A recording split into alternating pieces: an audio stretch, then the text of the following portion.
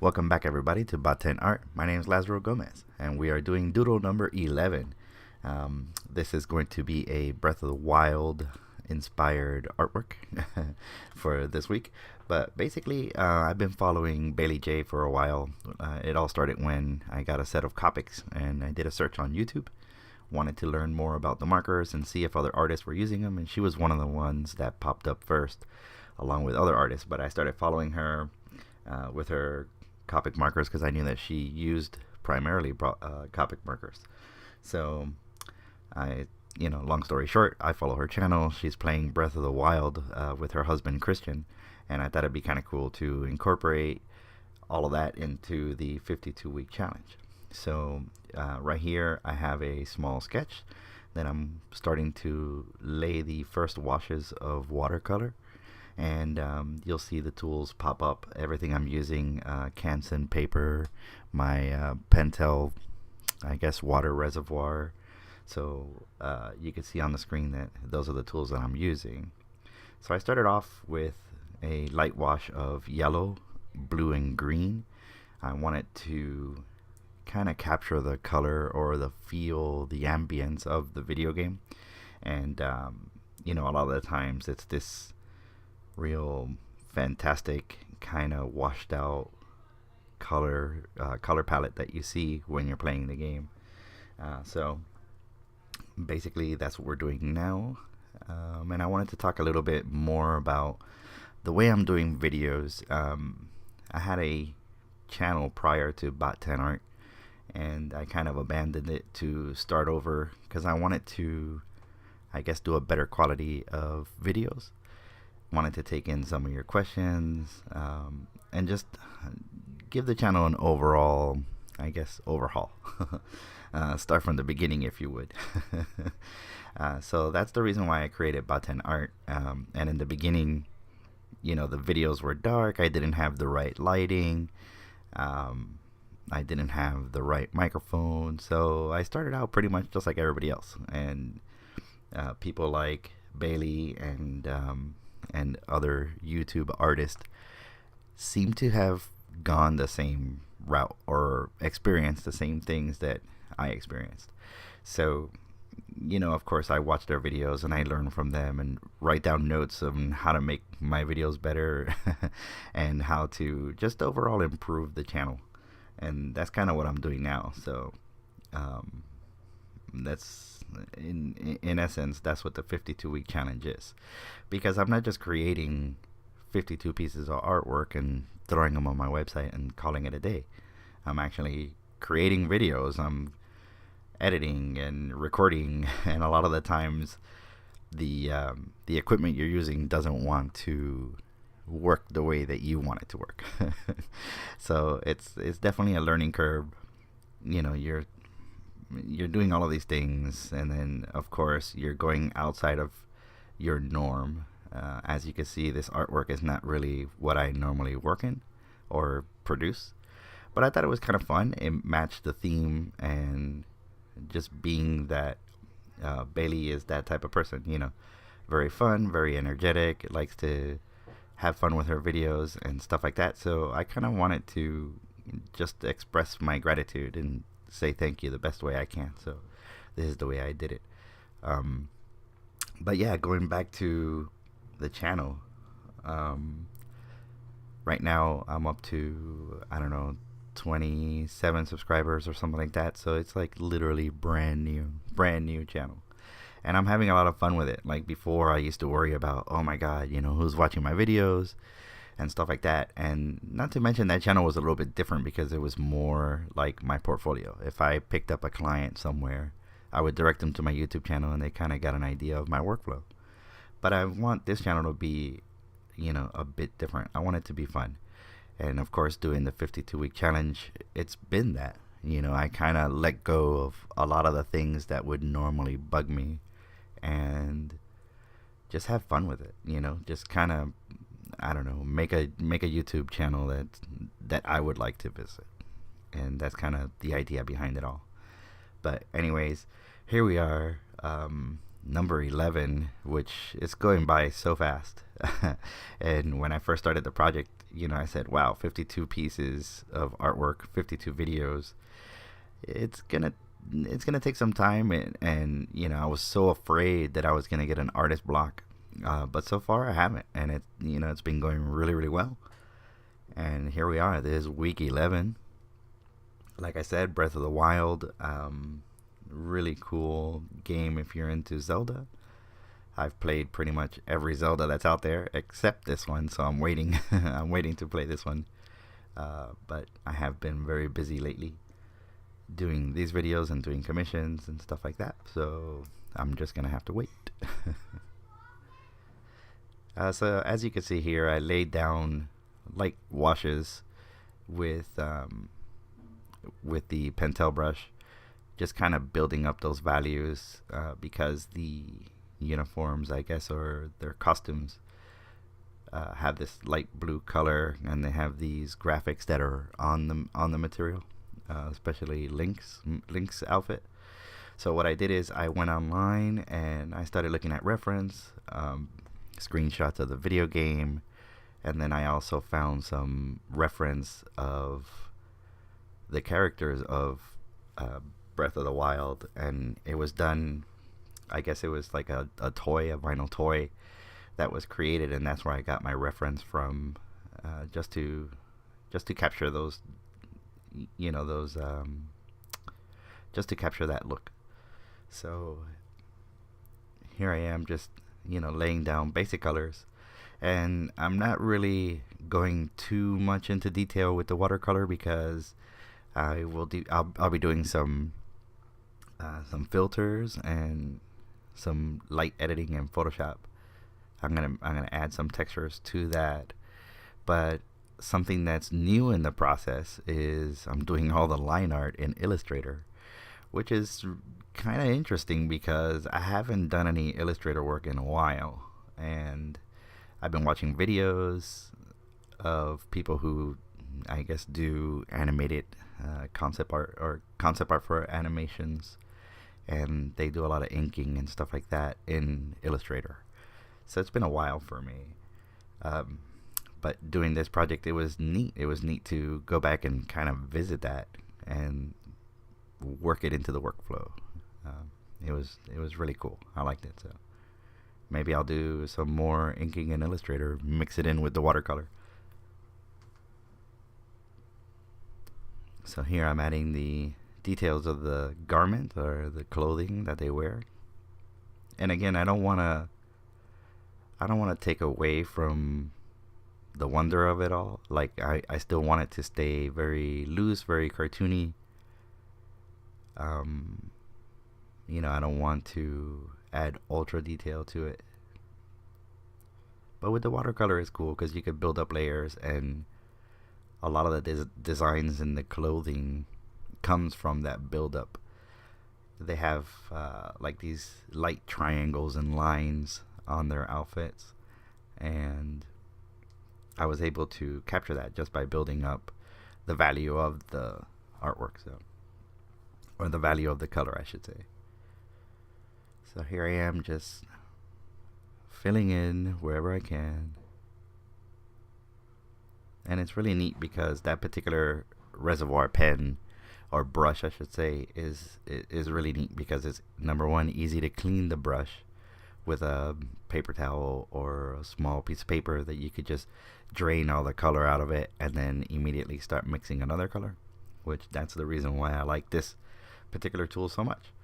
It saves me time and it's easy to work with, and that's what I like. I like a lot of tools where I don't have to really think too much about how they work. They just work. They do their job. So that's one of the reasons why I like this particular pen so much. And I use it all the time for pretty much everything that I do in watercolor. So it's one of the benefits that I have for that. And then also the Canson paper it's really thick, and if you use a small piece of paper, you don't have a lot of buckling and stuff like that. So it's really neat. The tools I chose to use just because of their function and the way that they work. So it's really neat. So here I'm pretty close to getting what I want. I have soft watercolors The characters are fairly easy to work with. They're in this chibi style, which is pretty comedic. It's pretty neat. I like it. You know, of course, I'm not dissing on anybody who works in this particular style. It's just not something I'm used to. So, so it's neat, you know.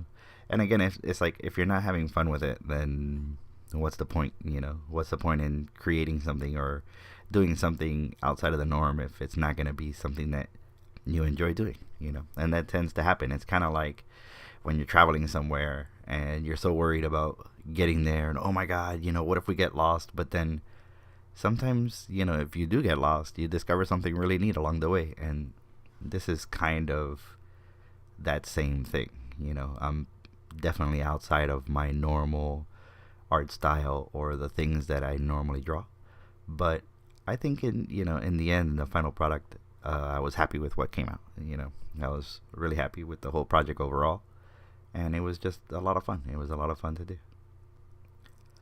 So here I am just laying down a layer of grass, and again, I don't want to go too deep into the details of the grass or be too careful about how I'm laying down these colors, because in Photoshop, you know, I'm going to be adding some textures and stuff like that. So here's the blue background, and same thing, keeping it loose. I know that there's a volcano in the background, and I didn't really put a lot of detail into that, but here I am in Illustrator now. I imported the final piece when it dried, and then just lightened the layer so I could start working with the line art. And from watching other videos, I learned that you don't have to be really crucial when it comes to laying down lines. You're just literally laying down lines, you know. As long as they don't intersect, you should be okay. And at first I started with the pen, and I kind of hesitated a little bit about using the pen because it forced me to make these lines over and over and say, hey, this line is not working, let me do it again. And I wanted to get away from that. So what I wanted to do was just lay down some lines that I could later on make changes to with the brush feature in Illustrator to provide that that line weight. So right now, as you can see, I did all the line art, and then I'm adjusting the line weight.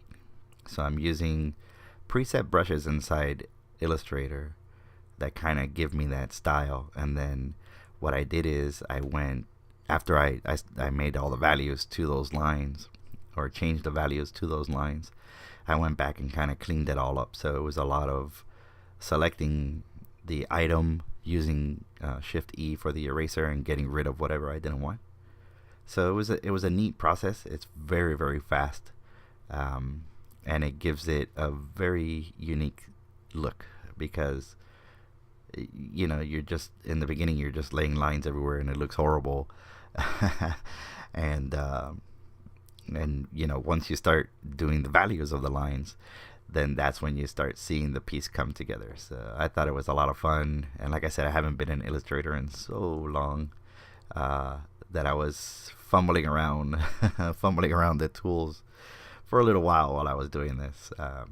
But of course, it's just like anything, you don't